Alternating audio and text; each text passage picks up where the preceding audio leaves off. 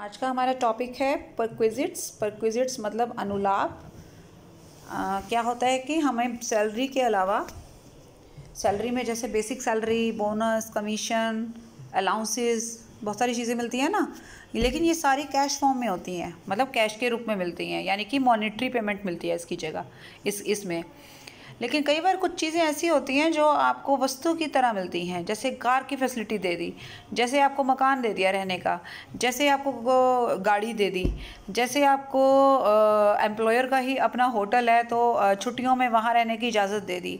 तो ये सारी चीज़ें क्या हैं, ये कैश तो नहीं है, लेकिन ये आपको एक फैसिलिटीज़ दी हैं, ठीक है। और उन फैसिलिटीज़ का आखिर कोई ना कोई वैल्यू तो रहेगा ना। अब आपके लिए वो फ्री हो सकती हैं, लेकिन एम्प्लॉयर का तो उस पर खर्चा हुआ है, तो इनडायरेक्टली वो चीज़ें आपके लिए बेनिफिशियल है कि नहीं है। अगर आप छुट्टियों में कहीं घूमने जाते हैं और अगर आप अपने लिए होटल किराए पे लेते हैं तो वह किराया देना पड़ेगा ना आपको। लेकिन अगर आप एम्प्लॉयर के होटल में रहते हैं और वहाँ आपको या तो बिल्कुल ही किराया नहीं लिया जाता या बहुत कम रेट लिया जाता है, तो इसका मतलब ये है कि वो आपको एक एम्प्लॉयर ने फैसिलिटी दे रखी है, तो दैट इज़ टैक्सेबल और नॉट। सवाल अब ये है, लेकिन उससे पहले जो मेन चीज़ है वो यही है कि परक्विजिट्स वो चीज़ें होती हैं, मतलब जो वस्तु के रूप में होती हैं, जो कैश की फॉर्म में नहीं होती हैं, जो फैसिलिटीज़ की फॉर्म में होती हैं, जो आपका एम्प्लॉयर आपको देता है। जैसे आपके कई खर्चों का भुगतान वो डायरेक्टली कर देता है, जो आपकी जेब से जाने थे वो उसने कर दिए, बच्चों की फ़ीस दे दी उसने, या फिर एजुकेशन फैसिलिटी दे दी, एम्प्लॉयर के अपने स्कूल चल रहे हैं उसमें आपके बच्चों को एडमिशन दे दिया, या और अगर एडमिशन में पैसे थोड़े लिए तो मतलब और स्कूल के कंपैरेटिवली थोड़े लिए हैं। ये सारी चीज़ें आप देखोगे तो अगर तो वो कैश फॉर्म में होता है तो वो अलाउंसेस हो सकते हैं या सैलरी के दूसरी चीज़ें हो सकती हैं। लेकिन अगर वो कैश फॉर्म में नहीं है और फैसिलिटीज़ हैं और उसका बेनिफिट आप ले रहे हो और वो आपका एम्प्लॉयर आपको दे रहा है, तो वो परक्विजिट्स हो सकते हैं, ठीक है। तो चलिए अब बात करते हैं ये कितने प्रकार के होते हैं। इनकम टैक्स के पॉइंट ऑफ व्यू से परक्विजिट्स जो हैं हमारे 3 तरह के होते हैं। एक होता है परक्विजिट्स जो सबके लिए टैक्सेबल हैं, ठीक है। तो आज हम सबसे पहले बात इसी की करेंगे कि ऐसे कौन कौन से परक्विजिट्स हैं जो सभी केसेस में, यानी सभी तरह के एम्प्लॉयज़ को टैक्सेबल रहेंगे, ठीक है। मैं एक एक करके पढ़ूंगी और इससे आपको सारी चीज़ें क्लियर होती जाएंगी। और इसमें कुछ पॉइंट्स ऐसे आएंगे बेटा जिसकी हमें बाकायदा कैलकुलेशन करनी पड़ेगी, उसको एक तरह से निकालना पड़ेगा उसका अमाउंट, क्योंकि अमाउंट दिया नहीं होगा, अमाउंट हमें खुद कैलकुलेट करना होगा। हमें ना कुछ कंडीशन दे रखी होंगी उसके बेस पर। तो अभी फ़िलहाल हम थ्योरी का पोर्शन ही करेंगे, कैलकुलेशन हम नेक्स्ट वीडियो में देखेंगे। आज आपने सिर्फ ये देखना है कि कौन कौन से परक्विजिट्स हमें मिलेंगे या मिल सकते हैं। और एक चीज़ और, सभी को सारे परक्विजिट्स नहीं मिलते हैं। ज़रूरी नहीं है कि एक क्वेश्चन में आपको सारे ही परक्विजिट्स देखने को मिले, नो, ऐसा नहीं है। अब इसमें मान लो ये देखिए आपके 7 पॉइंट्स हैं, लेकिन हो सकता है क्वेश्चन में आपको 2 पॉइंट्स दे दें, यानी कि एक पर्सन को 2 ही परक्विजिट मिलते हैं, तो आपको 2 को ही देखना पड़ेगा, ठीक है, और 2 ही उसकी सैलरी में ऐड होंगे। तो अब सबसे पहले नंबर 1 पे मैं आ रही हूँ, value of rent free accommodation provided to the SSC by his employer. इसका मतलब क्या है, रेंट फ्री एकोमोडेशन यानी किराए से मुक्त रहने का मकान। एकोमोडेशन का मतलब यहाँ रहने के मकान से है, ठीक है।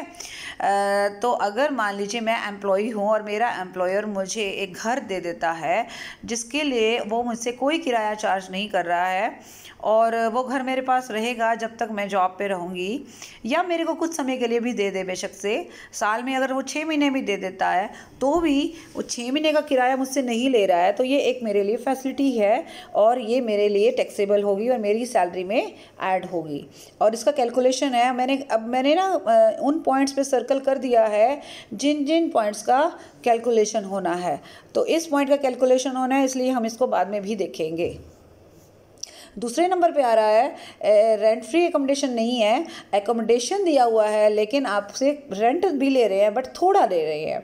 जैसे मान लीजिए अगर नॉर्मली मार्केट में 5,000 रुपये का रेंट है एक घर का, लेकिन मुझसे मेरा एम्प्लॉयर सिर्फ 1,000 रुपये ले रहा है, तो उसका क्या सीन बनेगा, तो हम क्या करेंगे, हम जैसे कि ऊपर वाला है ना, इसका जब कैलकुलेशन करेंगे कि हम ये मानकर चलेंगे कि अगर वो घर बिल्कुल फ्री में होता तो उसका अमाउंट कैसे देखते, तो वो अमाउंट निकालने के बाद और मुझसे एक्चुअल में जो वो किराया दूसरे पॉइंट पे कह रहा है वो ले रहा है, वो 1000 रुपये पर मंथ में माइनस कर दूंगी, तो जो बचेगा वही मेरे लिए परक्विजिट्स की वैल्यू होगी।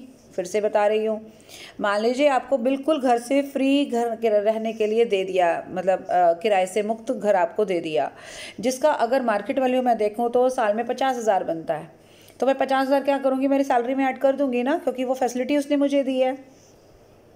सैलरी मिल नहीं रही है, सैलरी तो मुझे जो मिल रही है सो मिल रही है, ये उस मकान की फैसिलिटी की कीमत है जो वो मुझसे चार्ज नहीं कर रहा है। तो एक तरीके से मुझे नहीं देना पड़ रहा ना वो 50,000 किसी को भी, तो वो मेरे लिए फैसिलिटी है। देन मैं उस फैसिलिटी की कीमत को कैलकुलेट करके सैलरी में ऐड करूँगी। ठीक है, कर दिया 50,000 रुपये, ये हो गया रेंट फ्री एकोमोडेशन। अब जो दूसरे नंबर पे पॉइंट आ रहा है वो है the value of any concession in the matter of rent regarding any accommodation. तो कहने का मतलब होता है कि ऊपर तो आपको घर से मुक्त रहने का किराए से मुक्त दे दिया, यहाँ पर सारा का सारा मतलब 50,000 आपको फ्री नहीं किया है, 50,000 रेंट बनता है लेकिन आपसे सिर्फ 10,000 लिए हैं। तो अब आप ये देखो, पहले आप 50,000 कैलकुलेट किया आपने, जैसे उसमें से 10,000 तो आपने जेब से दे ही दिया, वो माइनस करने के बाद कितना बचा, 40,000। तो 40,000 आपके लिए उस घर में रहने की फ्री फैसिलिटी है जिसके लिए आपको टैक्स देना होगा। तो मेरी सैलरी में ऊपर वाले केस में अगर 50,000 ऐड करूँगी, नीचे वाले केस में मैं 40,000 ऐड करूँगी, क्योंकि 10,000 तो मैं जेब से दे ही चुकी हूँ, राइट। तीसरे नंबर पे आएगा, अब दूसरे पे मैंने इसलिए बच्चों सर्कल नहीं किया है क्योंकि बात वही आ गई, जब आप ऊपर वाला कैलकुलेट करोगे तो उसमें से नीचे वाले का अमाउंट माइनस कर लोगे, ऑटोमेटिकली वो आ जाएगा। ठीक है, थर्ड पे आ रहा है, कोई भी ऐसा अमाउंट जो आपके एम्प्लॉयर ने आपकी जगह पर पे किया है जबकि पे आपको करना था, वो आपका ऑब्लिगेशन था। वो कौन कौन सा पॉइंट हो सकता है, कौन कौन सा अमाउंट हो सकता है, वो देखते हैं। जैसे ए पे आ रहा है पॉइंट नंबर 1 कि उसने क्या आपके कोई क्लब, आप मान लो किसी क्लब के मेंबर हो, आप किसी होटल में ठहरते हो, वहाँ के बिल, क्लब की फ़ीस वो आपको देनी थी ना, किसने दे दी, आपके एम्प्लॉयर ने दे दी। हालांकि उस चीज़ का आपके बिजनेस के साथ कोई कनेक्शन नहीं है, एम्प्लॉयर ने अपने बिजनेस के लिए नहीं दिया ये खर्चा, उसने आपके पर्सनल खर्चे दिए हैं। ठीक है, तो अब होटल में आप रह रहे हो तो आप पर्सनली रह रहे हो, उसमें आप एम्प्लॉयर के किसी काम से नहीं गए हुए वहाँ पे कि जिसने आपके होटल के बिल दिए हैं। ठीक है, आप अपनी छुट्टियों में घूमने गए, आपने कोई होटल किराए पे लिया, उसके बिल आपको पे करने थे, आपके एम्प्लॉयर ने पे कर दिए, देन उसका भी पैसा जो है आपके लिए फैसिलिटी का काम करेगा और आपके अकाउंट में जुड़ जाएगा, मतलब आपकी सैलरी में ऐड हो जाएगा। ठीक है, अब दूसरे पे आ जाते हैं। आपके हाथ में कैश नहीं आ रहा, ये ध्यान में रखना। कुछ बच्चों के माइंड में ये बात आएगी कि मैडम वो तो फिर बिल दिए, इसका मतलब आपको कैश दिया होगा। नो, उसने मुझे कैश नहीं दिया है, मेरे पेमेंट कर दी होटल वालों को, मेरे हाथ में कोई कैश वैश नहीं आया। ठीक है, बी में आएगा payment by the employer of any loan. मैंने कोई लोन ले रखा है किसी से अपने पर्सनल कामों के लिए और इसकी पेमेंट किसने कर दी, मेरे एम्प्लॉयर ने कर दी। ठीक है, तीसरे नंबर पे आ रहा है कि मेरे एम्प्लॉयर ने मेरे बच्चों की एजुकेशन एक्सपेंसेस के लिए जो है स्कूल में जैसे ट्यूशन फीस दे दिया और कोई खर्चे कर दिए जो कि मेरा काम था करना। ठीक है, फिर आ रहा है डी पॉइंट पे कि मेरे घर पे कोई डोमेस्टिक सर्वेंट है, जैसे हम लोग मेड लगा लेते हैं, या मैंने कोई ड्राइवर रखा हुआ है, यहाँ पे ड्राइवर वर्ड नहीं यूज़ करूँगी, डोमेस्टिक सर्वेंट वर्ड ही यूज़ करेंगे हम।